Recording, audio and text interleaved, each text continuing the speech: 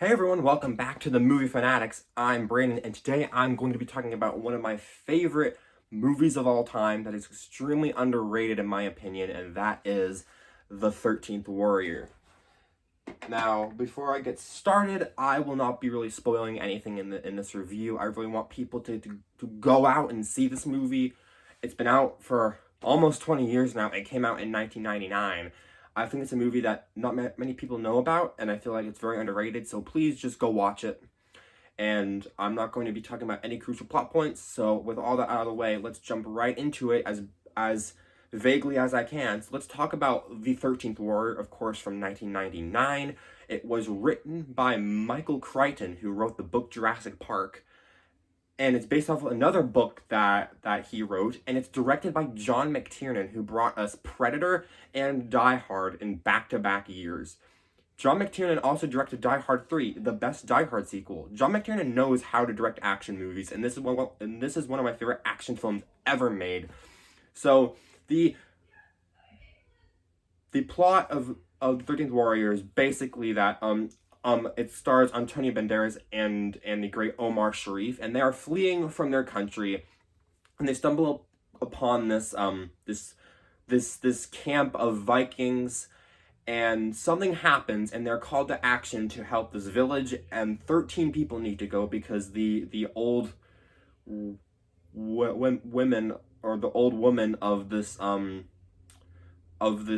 camp basically tells them that 13 people need to go. So 12 warriors or soldiers and one person who's not a soldier, and of course Antonio Banderas has to go because he is the best fit for the job. So they go to this village and to help them out, and once they get there, they find out that something's amiss and something happens, and there's these creatures called the Vendo that come in the mist at night and whenever there is mist, and this sets off a rollicking adventure that never lets up. This is one of the most relentlessly paced action adventure films ever.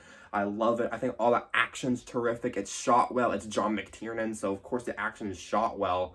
I love all the characters. Of course, Antonio Banderas is born to play these kind of swashbuckling hero who you don't think is a hero but grows over time.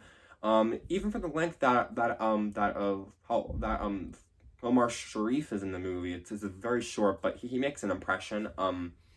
I think all the other Viking people are really, really good. I feel like the movie is it's a great atmospheric movie where it's a monster movie, but there's lots of great camera work to sell you that it's very creepy. I love the whole finale.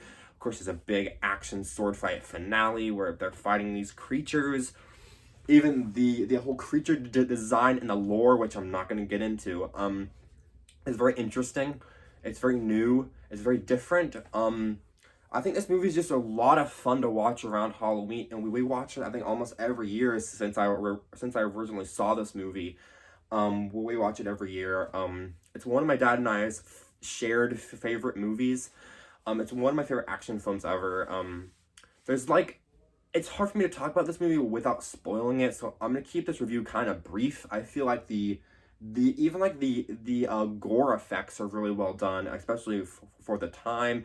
There's no there's a couple of clearly CGI shots, but that's for like establishing shots, or there's a scene in a boat at night and there's a big storm happening. That's kind of it's special effects, but all the special effects that they do have still hold up well. I really don't know why people don't like this movie or talk about this movie very much. I think it's a fun action adventure horror monster movie that go in blind, because the ride is a lot better if you don't know anything about it. Just go into this movie blind. It's a lot of fun. It's a lot of fun to watch around Halloween time. And even that transfer of it, the DVD transfer, which they don't there's not a Blu-ray. There's a DVD and a VHS. Both I have. The DVD transfer looks good, especially on our 4K TV. It does look good. But I wish they would have a Blu-ray transfer for it. Please, whoever this was made by, I think it's Universal maybe, whoever it was, please put out a Blu-ray transfer, or maybe even Shout Factory put out like a nice Blu-ray special edition, because this movie deserves love. I think it's almost 20 years old now. It's a really fun movie. It's a great atmospheric, like, action, adventure, horror, monster, all the above movie, basically. It ticks so many boxes. There's some great subtle dark humor in it. It's a lot of fun. Great time to watch it around Halloween. And that's pretty much it, guys. Yeah, I like it. I think it's a great movie. Please go watch it. I can't really talk about like flaws or like big strengths because I don't want to spoil it. So there you go. That's my review of Dog Soldiers, not Dog Soldiers, of the 13th Warrior. Wow, my brain is like melting right now. Sorry if I seemed a little bit shaky, like really like nervous in this video. I'm really pressed for time and I have to do a lot of other things today, so I figured I'd film this and send it out as quickly as possible. I'm sorry, but thank you all so much for watching. Please make sure to hit the like button, hit the subscribe button, and write comments below, maybe about your thoughts of the 13th Warrior, not Dog Soldiers. And maybe, and even if you have already seen it, put your thoughts down below. I would love to read them. And as always, I will see you next time. This has been Brayden from the Movie Fanatics. Wow. Signing off. Now, if you excuse me, I gotta go on an adventure. Bye, guys.